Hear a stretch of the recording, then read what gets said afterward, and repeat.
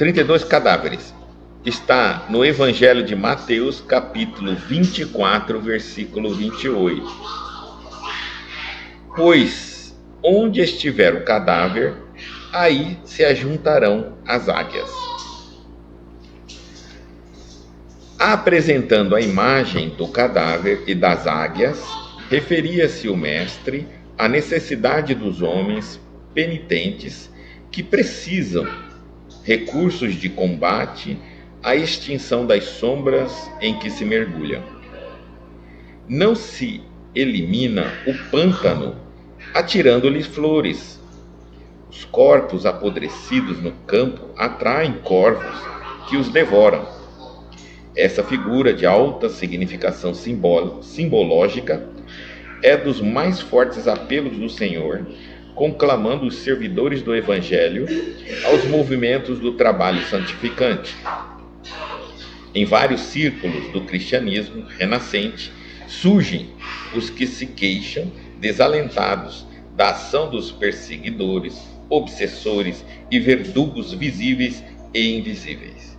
Alguns aprendizes se declaram atados à influência deles e confessam-se incapazes de atender aos desígnios de Jesus. Conviria, porém, muita ponderação ante de afirmativa desses jais, que apenas acusam os próprios autores.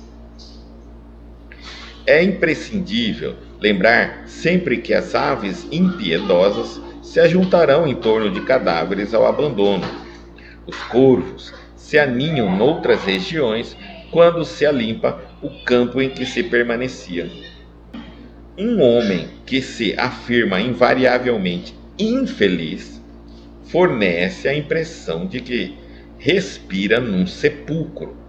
Todavia, quando procura renovar o próprio caminho, as aves escuras da tristeza negativa se afastam para mais longe. Luta contra os cadáveres de qualquer natureza que se abriguem em teu mundo interior. Deixa que o divino sol da espiritualidade te penetre, pois enquanto fores ataúde de coisas mortas, serás seguido de perto pelas águias da destruição. Essa passagem de Mateus, capítulo 24, versículo 28, ele está no capítulo 24. O capítulo 24 de Mateus é conhecido como sermão profético. É ali que tem uma série de profecias que supostamente iriam acontecer quando fosse o fim dos tempos, né? Ou seja, lógico que não ao pé da letra, mas significariam o final dos ciclos, né? Dos tempos dado ao planeta, à nossa humanidade, para a regeneração para um mundo maior e melhor.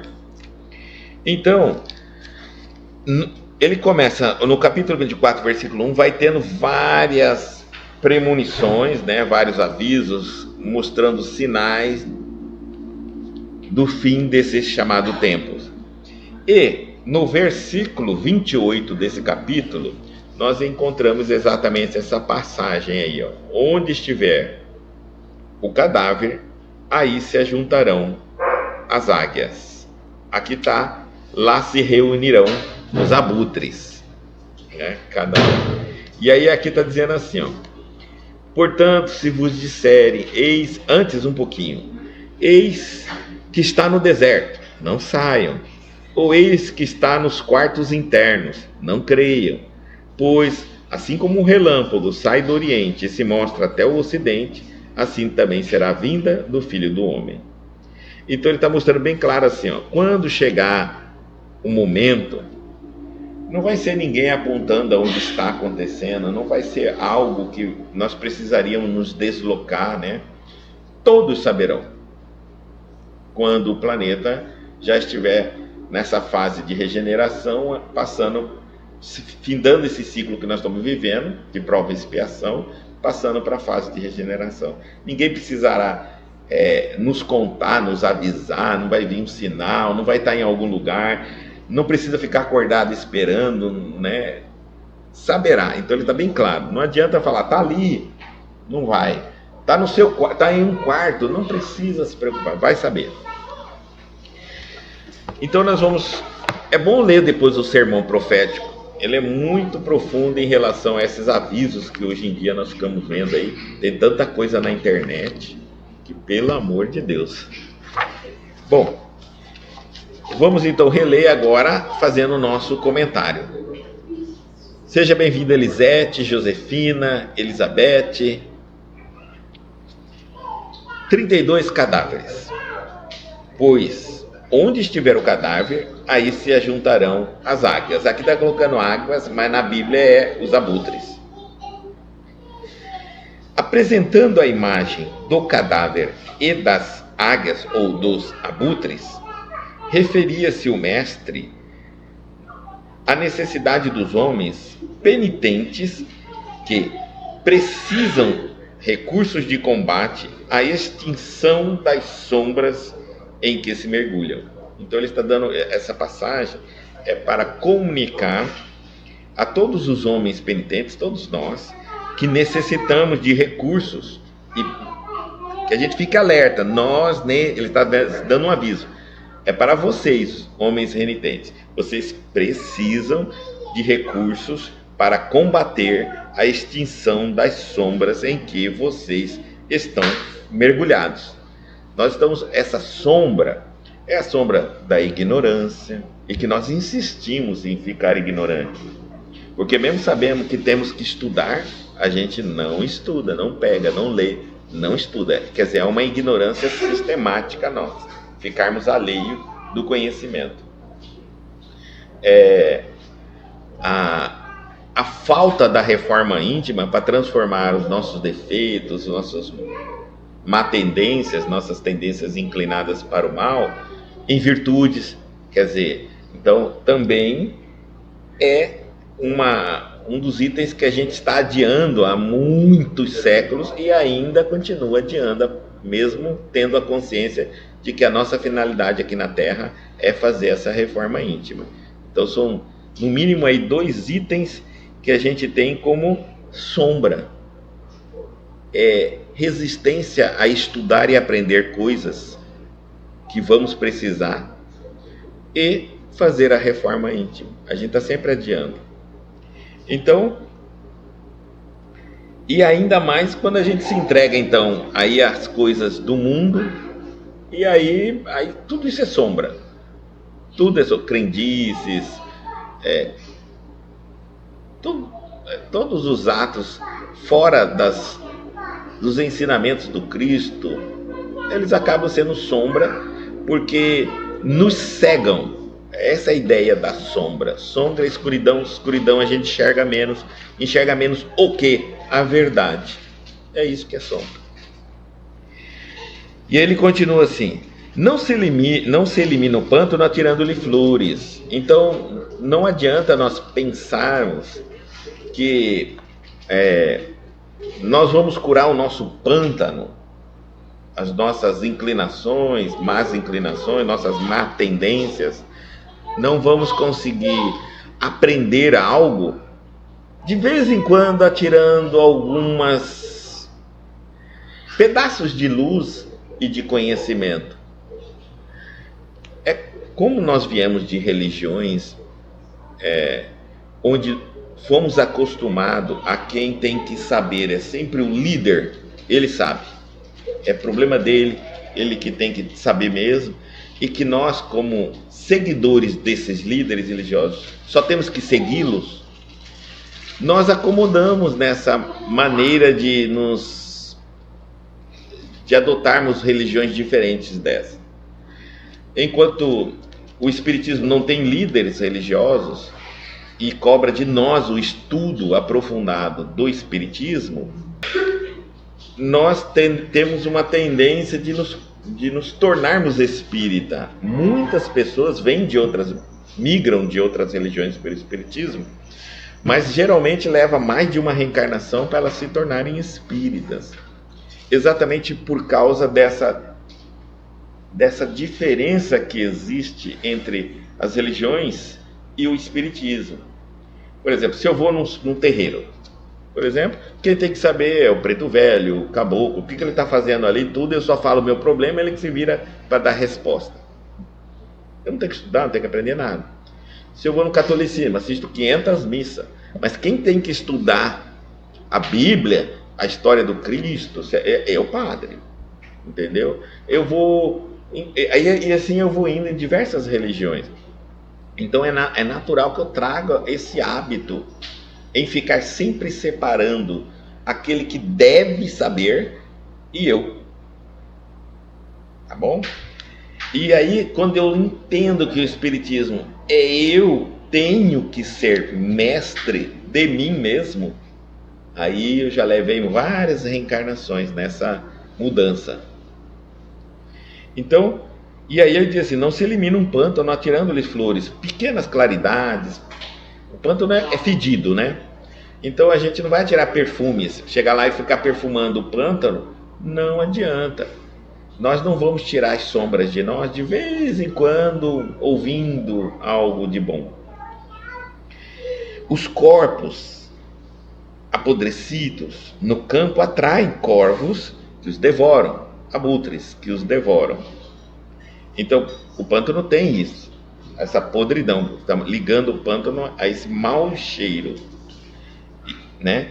Essa figura de alta significação simbológica é dos mais fortes apelos do Senhor, conclamando os servidores do Evangelho aos movimentos do trabalho santificante. Aí ele está mostrando aqui claramente que essa comparação foi colocada para mostrar-nos que nós precisamos, ele está convocando, é um apelo, conclamando aqueles que dizem ser cristão, que empenhem-se nos movimentos do trabalho santificante. Quais são os movimentos de trabalho santificante? Todos aqueles que te promovem como um ser humano melhor, um espírito mais aberto. Você passa então a entender, a compreender as entrelinhas desse grande cabedal de conhecimento que Jesus nos deixou.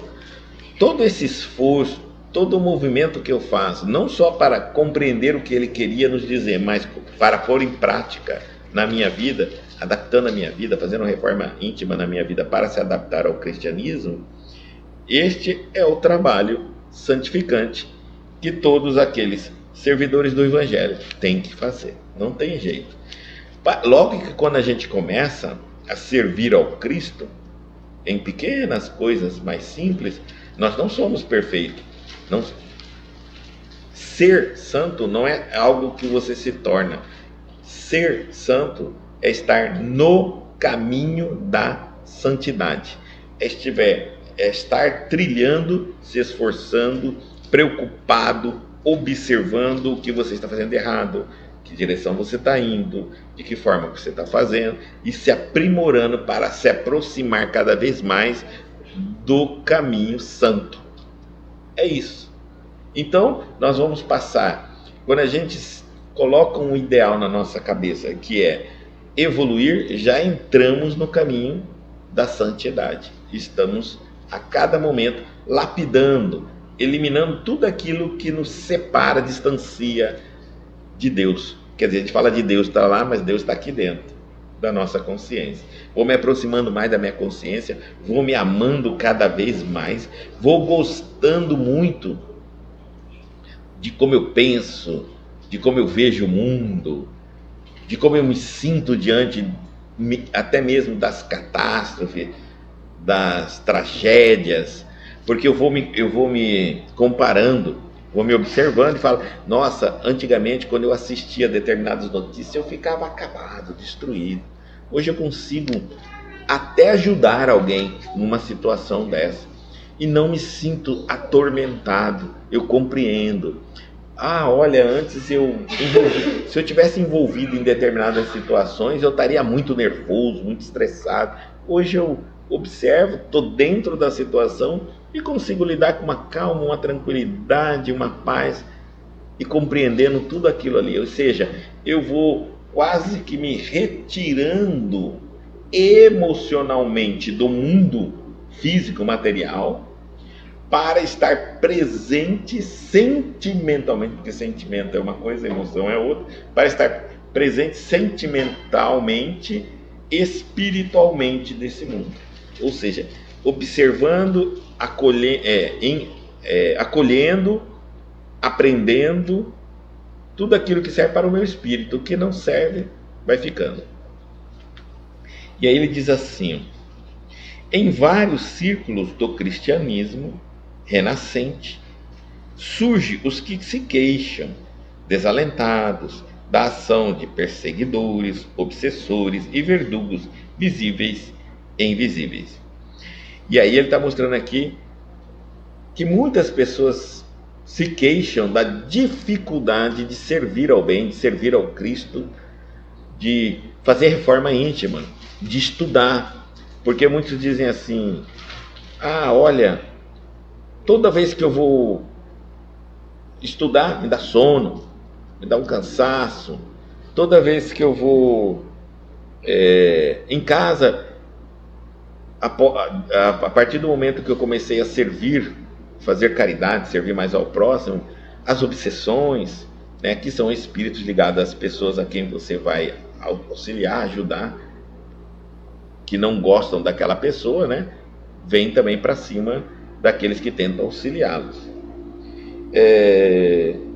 Obsessores, aqueles que já vêm de reencarnações pretéritas, de outras existências, e que aproveitam agora o momento que você está querendo evoluir, progredir, né, para cobrar, jogar na sua cara, apontar seus erros, sua dificuldade, enfim, porque agora ele sabe que se você estiver realmente levando a sério o seu movimento de evolução, você não vai revidar, não vai descontar, não vai se vingar.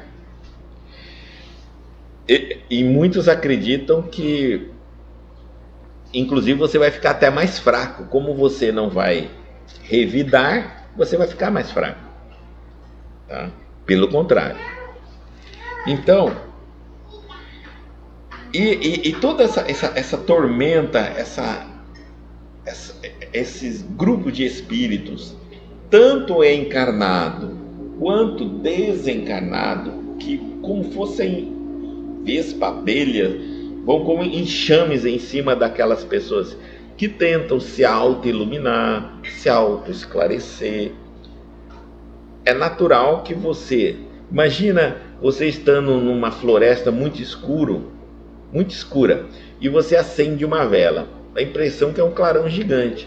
Você acaba atraindo todos os animais que buscam a luminosidade pela frequência que ela emite, a luz. Hoje a gente vê muito, por exemplo, em época de chuva, quando fica muito tempo seco e chove, tem aqueles insetos que ficam voando. A gente procura não ligar a luz de casa, porque a frequência atrai esses insetos para chegarem até nós. E ficam em torno daquela luminosidade. É mais ou menos isso que acontece quando alguém, né, começa a se auto-iluminar. Num lugar onde há muita escuridão, muita sombra, muita ignorância, muita dificuldade, acaba atraindo esses espíritos. Uns vêm para serem ajudados, mas outros vêm para perseguir, atrapalhar, incomodar aqueles que estão se auto-iluminando. Uns vêm, desses que vêm para atrapalhar e impedir, uns vêm pela inveja, porque gostariam de fazer, mas não tomam iniciativa e não querem que os outros façam. Outros vêm por raiva mesmo, porque um dia foram vítimas dessas pessoas e agora as vê subindo, crescendo, evoluindo, e elas ainda continuam naquela lamentação de vitimização. Então não querem que isso aconteça. Alguns aprendizes, continuando a leitura, se declaram atados à influência deles e confessam-se incapazes de atender aos desígnios de Jesus. Olha, nessa minha caminhada eu vi muita gente começando e desistindo. começando e desistindo. Com mais de 30 anos nessa caminhada ininterruptas, eu vou dizer para você que vi muita gente bem intencionada, largada, deixando pelo caminho a caminhada. Vi muita gente mal intencionada, deixando pelo caminho, também desistindo de caminhar. Porque os que não têm. E aqueles que até com gás, né? Até com uma boa vontade, mas com o tempo vai perdendo o ânimo, a disposição, e aquilo vai ficando pelo caminho e volta tudo na mesma.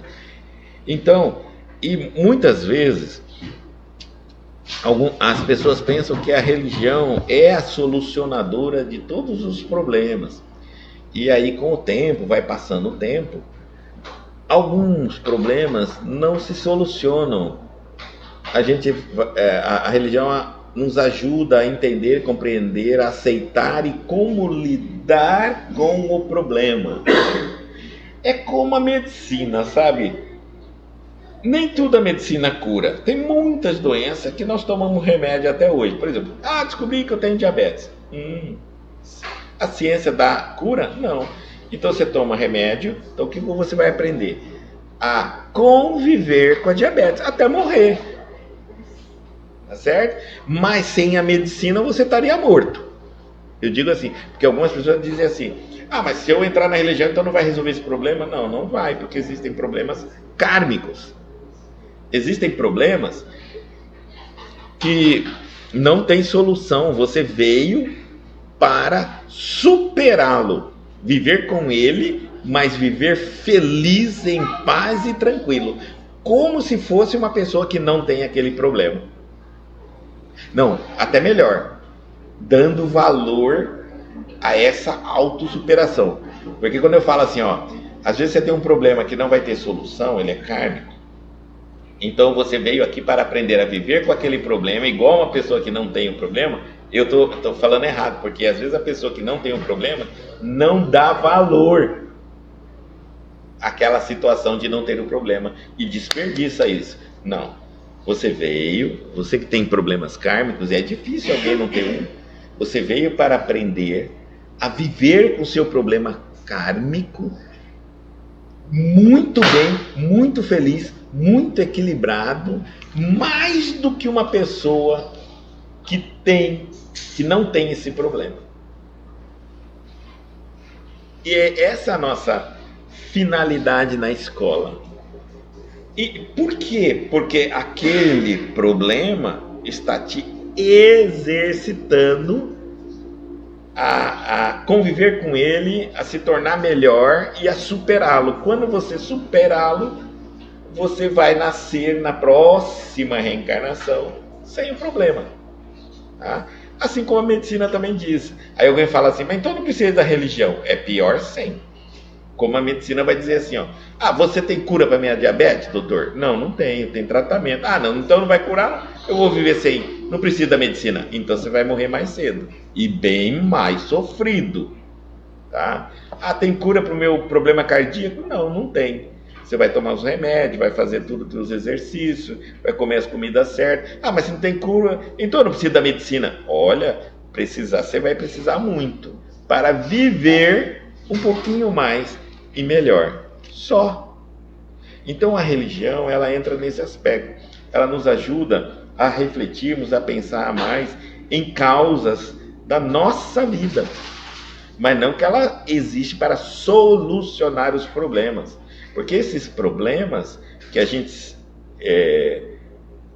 intitula como problemas, eles são desafios, muitos deles criados por nós e para a nossa necessidade. Então, se eliminar isso através de um instrumento ou de qualquer coisa, eu deixo de aprender.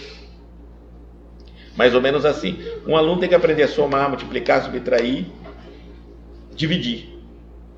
Ele tem que aprender as regras para poder fazer. Se eu der uma calculadora para ele, a calculadora vai fazer, vai dar a resposta e ele não vai aprender. Então, nada vai fazer por você. A religião não vai fazer. Não é essa a finalidade. E quando nós ouvirmos isto, não acredite. Não vai acontecer. Tá? Mas então, como entra a religião no caso do aluno? Ele ensina a regra, a fórmula, o caminho, o método que você vai ter que exercitar para aprender a fazer o cálculo e não precisar da calculadora. Enquanto que os outros que começarem pela calculadora vão ficar dependentes da calculadora. Tá certo? E aí, se eles são dependentes, eles não são livres, são escravos da calculadora. E a evolução espiritual é para nos tornar livres. Livres do quê? A gente fala tanto da liberdade, mas que liberdade é? Livre de tudo aquilo que te faz sofrer quando você não tem na Terra. Imaginaram isso? Bom, eu vou pensar aqui, vou dar uma ideia. O que é um espírito livre? É quando a falta de dinheiro não lhe incomoda. É quando a doença não lhe entristece. É quando a solidão não lhe amedronta. Livre é quando ele tem absoluta certeza que ele está amparado por Deus e nada lhe acontece que ele não precise. Né? Precisa, não merece. É coisa diferente. Tá? Que ele não precise passar. Então a liberdade é quando a gente desapega dos conceitos que nos criaram desde pequeno, que é impondo na nossa cabeça que a gente precisa. A gente não precisa na Terra. Educaram-nos dizendo que necessitamos. Mas quando experimentamos, percebemos que não necessitamos. E tem muita coisa. Se você fizer hoje, se nós formos para casa hoje e pensarmos, será que eu tenho algo que eu acredito que preciso e não preciso? E pode ter certeza, existe uma gordura gigantesca. Essa gordura é criada pela nossa sociedade. E quanto mais gordo for, mais o sistema nos prende. Essa é a regra. Para que o sistema funcione, ele trabalha em cima da gordura. Já viu algum sistema funcionar, sistema humano que eu digo, funcionar sem gordura? Como você amedronta um espírito? Não tem como. Como você aprisiona um espírito? Não tem como. Como você promove o controle no espírito? Não tem como. Então você não tem como. Então eu preciso criar ilusões, gordura, muita gordura. E quando você estiver dependendo desta gordura, aí eu manobro você. Aí eu consigo te manobrar. Faço até você acreditar que você vai ter que me obedecer, vírgula por vírgula. Então, é isso que nós vamos percebendo, que quando esses aprendizes vão se declarando atados à influência dos espíritos, porque não conseguem, eles dizem assim, olha, eu vou te confessar, eu sou incapaz de atender aos desígnios de Jesus. Eu digo sempre às pessoas assim, você na verdade vai ter que tirar a gordura. Existem momentos na vida da gente que a gente tem que fechar os olhos e dizer assim, será que realmente eu preciso disso? Será que realmente eu vivo mais feliz com isso? Né? Muitas vezes eu acredito que até os problemas que eu tenho, que eu adquiri por acreditar numa mentira social, é que me torna vivo e me torna sociável. Então, eu nutro a mentira, mesmo que ela gere sofrimento, dificuldade, empecilho na minha vida, mas assim eu acredito que eu estou vivo.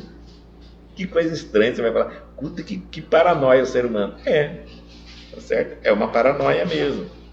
Porque é o cachorro correndo atrás do rabo.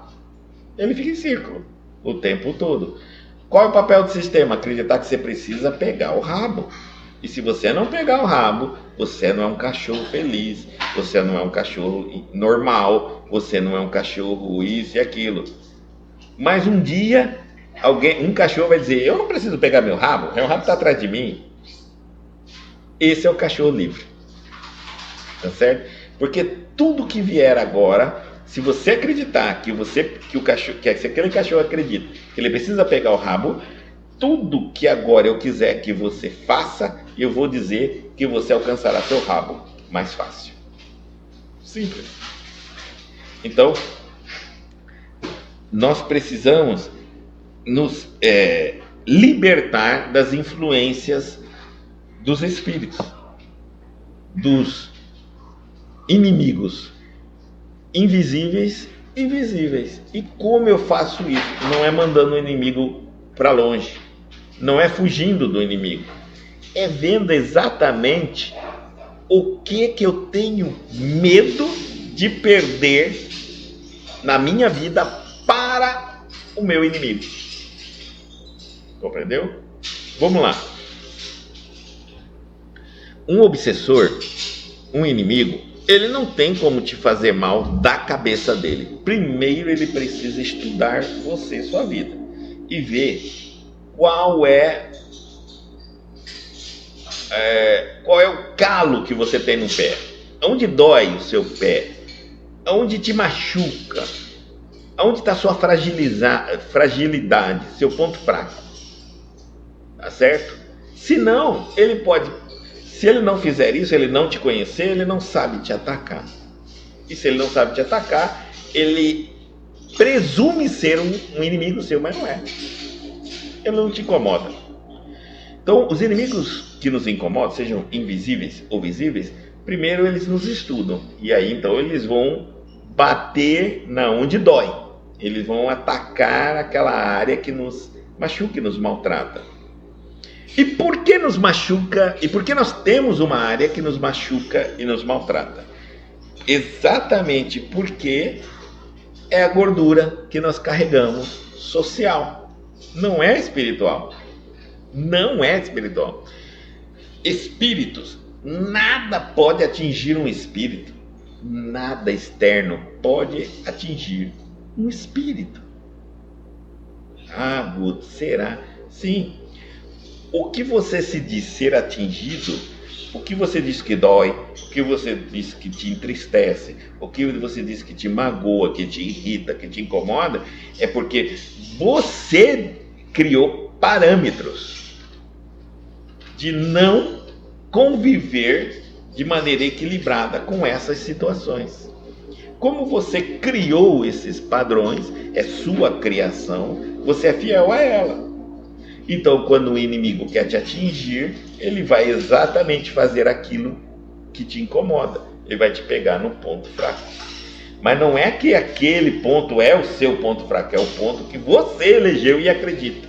Do lado de você pode ter uma outra pessoa que não acha que este ponto fraco seu é o dela.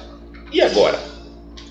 Isso demonstra que você acredita em algo e ela não acredita. Em compensação, ela acredita em outro ponto fraco que ela não suportaria, que você suportaria.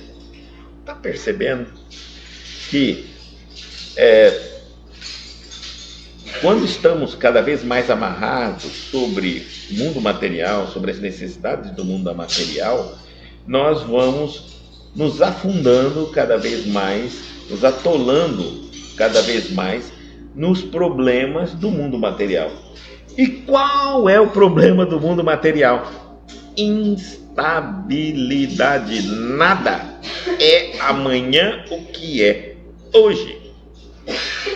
Não tem isso. Tudo se perde, desgasta, destrói-se, morre, muda. E nós, como espíritos, não conseguimos aceitar isto. E é por isso que o primeiro sofrimento de um espírito, quando ele vai se atolando no mundo material, chama-se apego. É isso que o faz sofrer. É acreditar que ele tem algo, seja o que for, que ele tem algo. Mas no fundo, na consciência, ele sabe que ele não tem, não é dele. E que a qualquer momento ele pode perder. Então, outra coisa.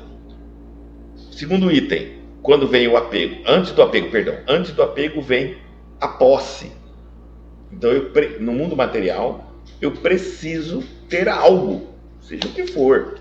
Um carro, uma casa, roupa, animal, seja o que for. um cargo, não importa, eu preciso ter.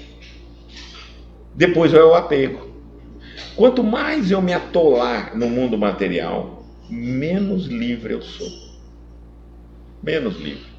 A ponto de que as leis de Deus, as leis do universo, seja o meu maior castigo. Essa é diferente do homem materializado. E um homem espiritualizado, ele enxerga, ele vê que as leis de Deus, as leis da natureza, as leis do universo é a coisa mais justa, mais bondosa e mais perfeita que existe. Dá para entender isso? Vamos compreender assim, ó. O homem material vive com medo de perder tudo que tem, inclusive a própria vida material. E o espiritual não tem medo de perder nada, porque nada é dele. Tudo foi dado por Deus a ele para ser utilizado.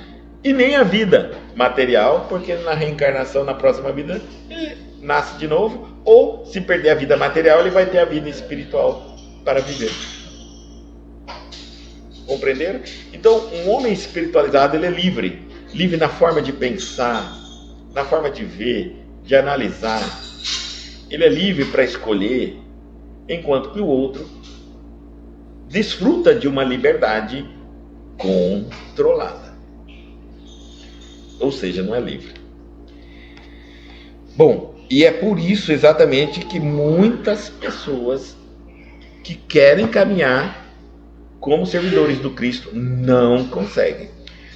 Porque vai chegando num determinado ponto, num determinado momento, num determinado assunto, não quer tocar nesse assunto, não quer mexer nisso. É o momento onde a gente tem que definir, né? E como é que eu vou caminhar, evoluir espiritualmente, carregando bagagens materiais, visões materiais. Então, é por isso que a gente fala reforma, mudança, transformação íntima. Eu tenho que mudar a minha maneira de ver, de me relacionar com aquilo, de depender daquilo. Eu tenho que abrir a minha mente, a minha cabeça e acreditar que eu fui criado por Deus, posso ser feliz sem toda essa existência. Olha, eu estou colocando aqui o grau máximo, tá? Vamos no grau máximo de um ser humano, de um santo, de um ser espiritualizado. Você vai falar assim, nossa, como que um cara é tão tranquilo, tão calmo, tão confiante. Se você chegar, ele pode te resumir que a vida dele é simplesmente uma certeza de que ele não precisa de nada, nem do corpo dele que ele tem, para manter a paz interior, o conhecimento, a visão do mundo e a proposta de vida dele. Não precisa daquilo. Tenta fazer isso.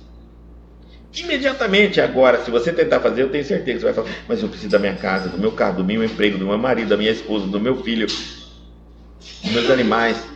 Olha, vai, do meu carro, e vai embora, vai embora, vai embora, vai embora. Porque você não acha que é alguém sem isso.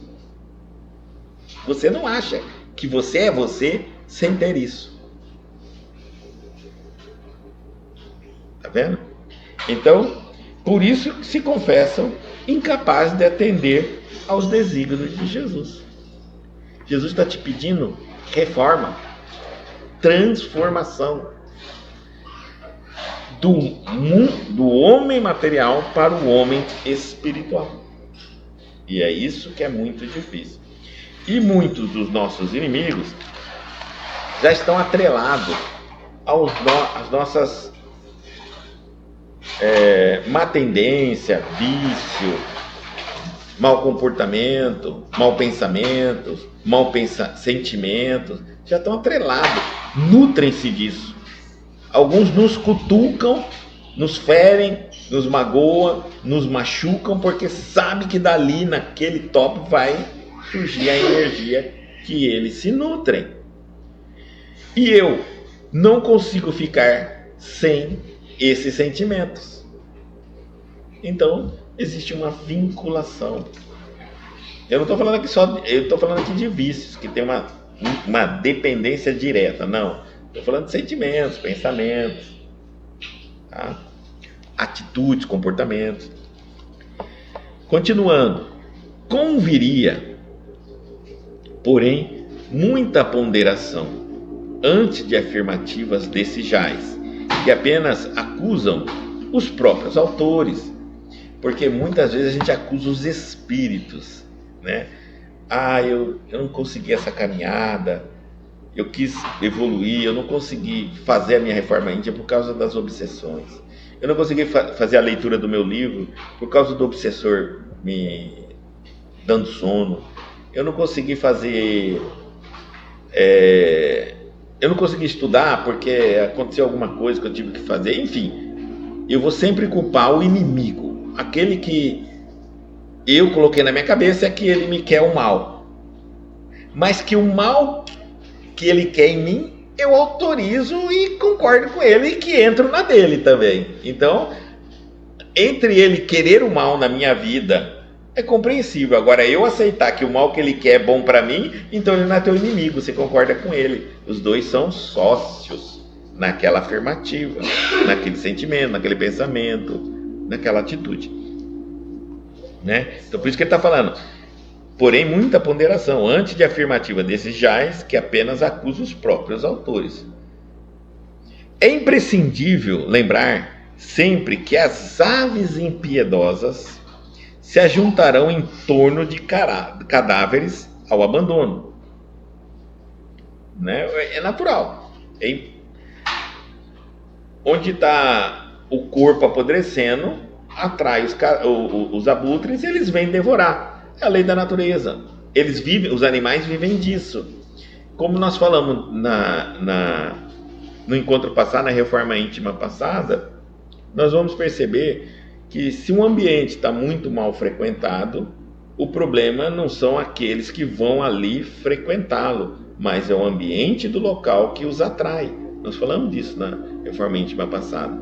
Então, o problema quando o abutre chega no corpo apodrecendo não é do abutre, é o corpo que está ali apodrecendo, emitindo cheiro, atraindo os abutres. Aí ele diz assim: os corvos se aninham em outras regiões. Eles vão se aninhar em outras regiões quando se alimpa o campo em que permaneciam. Então, se você limpar o campo, tirar o corpo, você não precisa fazer mal para o abutre. Ele foi buscar algo ali. Cessa aquilo que eles buscam, imediatamente eles buscarão em outros lugares. A história do machucado. Cura a ferida, as moscas vão para outro lugar. O mal, os obsessores, os inimigos. Existem aqueles que estão nos prejudicando. Eles têm um intento de nos prejudicar, sim. Mas a partir do momento que eu vou permitindo essa invasão deles na minha vida, né? Vou demonstrando que me sinto ferido, que vou me comportar como eles gostariam que eu comportasse, aí eles ficam mais fortes. Tá certo? Por exemplo, eles querem que eu, pela raiva, eu brigue com a minha família. Aí o que eles vão fazer? Eles vão criar uma situação, eu vou brigar, vou gerar raiva. Ok. Eles continuam me controlando. Então não é o problema dele. Mas, se eles não tivessem, ele não gerava raiva. Vamos analisar assim. Se ele não gerasse a raiva que você tem em você mesmo, outros fariam. Tá certo? Porque a raiva está em você. Manipulá-la é muito fácil. O importante é você erradicá-la dentro de você. Aí nem esse e nem ninguém tiraria. Ser livre não é resistir somente ao mal, mas resistir a... não é somente resistir ao mal, mas também eliminar as tendências nossas à maldade, as propensões que nós temos a cair nas armadilhas dos lobos. Isso é o nosso papel. Então, naturalmente, no começo, eu vou resistir. Eles me influenciam, me fazem o convite, me apontam para uma direção, eu falo, não quero mais isso, eu vou mudar, eu não aceito mais ser assim. Eu estou resistindo. Só que só resistir não adianta. Não adianta. Tá? Uma hora você cansa e se permite. e vai acontecer. Então é melhor você já fazer uma análise enquanto resiste para erradicar aquilo da forma que eles não vão sentir, não vão te fazer você sentir mais o que você não tem mais para sentir. É como eu dissesse para um fumante, para uma pessoa que não fuma, se ela sente, se um espírito pode fazer alguém fumar, se ele não fuma, não pode. Mas se alguém que está parando de fumar, se segurando para não parar, ele pode invocar a vontade e a pessoa voltar a fumar. Se foi um ex-fumante, ele pode fazer a pessoa retornar a fumar? Pode. Porque ele não cria algo que não existe. Ele utiliza aquilo que está adormecido, que nós só criamos uma suposta resistência, mas nunca trabalhamos profundamente para eliminar. É essa fragilidade que os nossos inimigos se utilizam. Só. Um homem que se afirma invariavelmente infeliz, vive triste, fornece a impressão de que respira num sepulcro. Está morto, vivo. Ele está morto, vivo, porque essa vida tem tantas coisas para nós sermos felizes. Tem tanta coisa que a gente vive feliz. As pequenas conquistas que nós fazemos, tem tantas coisas que a gente pode fazer que nos dão um ar de crescimento, evolução, progresso. Tem outras que também nos fazem ao contrário. Tem a ressaca. Olha, quer ver uma coisa muito interessante? A gente fala que a ressaca de tudo que a gente faz nos diz se nós estamos caminhando ou não para uma boa direção. Vamos pensar assim. Eu vou fazer um exercício na academia, uma ginástica. Vou lá na academia. E aí eu estou fazendo isso porque eu percebi que eu preciso, meu corpo precisa. Quer dizer, eu estou fazendo aquilo com a maior boa vontade, não sei fazer. Então eu vou chegar lá, vou aprender a exercitar. Eu vou ficar com a dor, com as consequências da academia dos primeiros dias, mas eu vou ficar tão animado que eu estou fazendo algo por mim, pelo meu corpo. E a dor, eu vou entender que a dor é a resposta ao movimento que eu estou fazendo ao meu corpo. Porque se eu saísse da academia e não tivesse dor, eu ia falar, então não adianta nada isso aí não. Todo mundo reclama de dor e eu não reclamo. Então não está adiantando para mim. Então quando eu também penso assim, estou sentindo dor, está funcionando. É isso que eu estou buscando.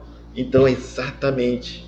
Você se sente mais vivo dentro da vida, melhor. É a ressaca. Tá vendo? A ressaca é boa, de uma boa ação, de um bom pensamento, de um bom sentimento. Aí vamos lá. Eu vou trabalhar no domingo. Aí eu vou lá, vou fazer o trabalho. Acabou o domingo, tô quebrado na segunda-feira. Quebrado na segunda-feira. Aí vem a ressaca. Você vai analisar a ressaca sua. É uma ressaca positiva? É uma ressaca negativa? Você está mais nervoso ou você está mais feliz? Né? Porque é analisando depois da ação é que você vai ver se aquilo que você está fazendo lhe faz bem.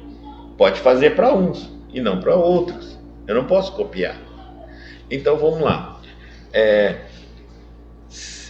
Eu vou e faço. Muita gente fala assim, não, eu trabalho sábado, domingo, feriado e tal. Mas essa pessoa é positiva no trabalho dela, mas ninguém consegue viver do lado dela. Não tem família que aguenta, não tem amigo que aguenta, não tem... Por quê? Só vive estressado, só vive explodindo, só vive mal-humorada, só vive grossa. Aí essa pessoa pensa, eu estou evoluindo, mas eu gosto de trabalhar. Não, você não gosta de trabalhar. Você foge para trabalhar. Foge do quê? De trabalhar o seu humor, sua convivência, sua tolerância, sua paciência. Então, onde de repente é mais fácil lidar com estranhos do que com gente que me conhece, que me cobra, que me enxerga, que sabe quem eu sou. Então, entre eu estar aqui do lado de você passar o dia inteiro com a minha mãe, meu irmão, meu pai, minha mãe, é melhor ficar no trabalho. Porque lá ninguém me conhece, existe uma regra de respeito, ninguém me ofende, ninguém fala nada que eu não gosto. Se eu falar assim, eu não quero falar com ninguém, ninguém vai me incomodar. Mas em casa não tem jeito. Alguém fala, o que você tem? O que está acontecendo? Não pode ser assim. É blá, blá, blá, blá. Então não dá certo. E aí eu digo assim, ó, se você está se tornando infeliz, fornece a impressão de que respira em um sepulcro, você vai sentir isso. Que tudo que você está te fazendo não está te tornando uma pessoa mais leve, mais tranquila, mais paciente, mais amorosa, mais fervorosa, confiante. Não, você está ficando mais medroso, mais impaciente, mais intolerante, está brigando mais, discutindo mais, está sentindo mais dores, está sentindo mais mal-estar, está sentindo mais medo. Tudo que não te proporciona felicidade. Você está morto, você está morrendo e está para dentro, está se sentindo dentro de um sepulcro. Porque o espírito não morre, ele é imortal, mas ele está se afastando de Deus, porque a nossa identidade, somos feitos em imagem semelhante de Deus, é luz, é amor, é paz, é tranquilidade. Todavia, quando procura renovar o próprio caminho, as aves escuras da tristeza negativa se afastam para mais longe. Aí ele diz assim, ó, mesmo que você esteja infeliz, mesmo que você esteja se sentindo ressaca ruim das suas escolhas, porque a vida é cheia de escolhas, em todas as áreas, você as faz, e tem a ressaca não é boa, tá ruim, não tá te fazendo bem. Mesmo assim, ó, se você procurar renovar isso tudo no seu caminho, se você procurar fazer diferente, pensar diferente, sentir diferente, falar diferente, agir diferente, as aves escuras da tristeza, da dor, do sofrimento, da mágoa, da raiva, todos os nossos má tendências, nossos defeitos, vão se afastando para mais longe. Aquela energia que você criava em torno de você vai melhorando. E, consequentemente, você vai passar a ser visto num outro campo por outros seguidores seus, de outras elevações. Simples. Ele disse assim, ó, luta contra os cadáveres de qualquer natureza que se abriguem em teu mundo interior. Agora já está comparando o cadáver, tudo que não tem dono, é apodrecido, não serve para nada, né? Então ele está falando assim, olha, luta contra esses cadáveres, luta contra aqueles pensamentos negativos que muitas vezes muitas pessoas têm, influenciam você a ter também. Não serve para nada aquele cadáver, tá? Luta contra, por isso que eu estou falando do sistema, luta contra os medos que foram criados em você. Mas será que você averigou se era medroso assim? Vou te dar um exemplo. Muitas vezes uma criança tem medo da barata porque o pai ou a mãe já tinha medo da barata. Então, quando a criança viu a barata pela primeira vez, ela estava ao lado da mãe ou do pai, e aí a mãe e o pai começaram a gritar que nem louco, bater, perseguir. A criança, vendo aquilo, entendeu que aquilo era algo terrível, horrível, né? Bom, o que aconteceu? Este medo da barata, essa reação dele também é natural, vai ser para a criança. Será que esse medo é dele ou foi implantado nele, ensinado a ele? É isso que ele está falando aqui, ó. É um cadáver. Você está carregando algo morto, não te serve, tá certo? Verifica se esse cadáver, esse medo da barata é seu. Chega perto de uma barata e faça o seu exame, o seu teste, tá certo? E tem criança que ela chega e pega a barata normalmente, porque os pais também pegam a barata normalmente, né? Ou se seguram bastante para não transmitir o medo que eles tinham. Isso é muito benéfico, porque nós não precisamos ensinar o medo aos nossos filhos. Nós ensinamos a coragem. O medo não. O medo eles têm que se desenvolver sozinhos. As coisas negativas a gente não precisa ensinar. A gente ensina o que é bom. Então, deixa que o divino sol da espiritualidade te penetre. O divino sol da espiritualidade, não é sol da luz, não. Da espiritualidade.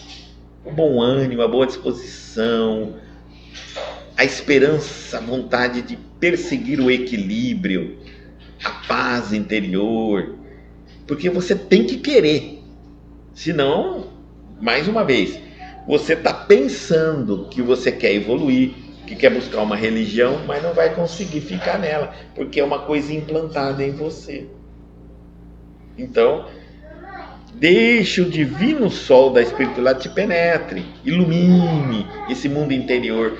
Vai lá, sonda cada quartinho dos seus pensamentos, do seu mundo interno, sonda cada lugarzinho, cada crença que você tem, né? Se aquela crença te dá coragem, te renova, te torna um ser humano melhor, se aquela crença te derruba, te deprime, te torna uma pessoa mais medrosa, vence aquilo, varre aquilo, põe uma luz do sol, ou seja, põe um conhecimento espiritual sobre aquilo, tá? Te penetre, pois enquanto fores ataúde de coisas mortas, catatumba, ataúde é o caixão, um caixote onde deposita um corpo, será seguidos de perto pelas águias da destruição.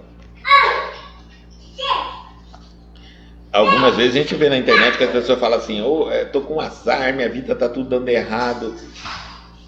Quando ela está nesse ponto, ela já está pensamento, sentimento e atitudes negativos.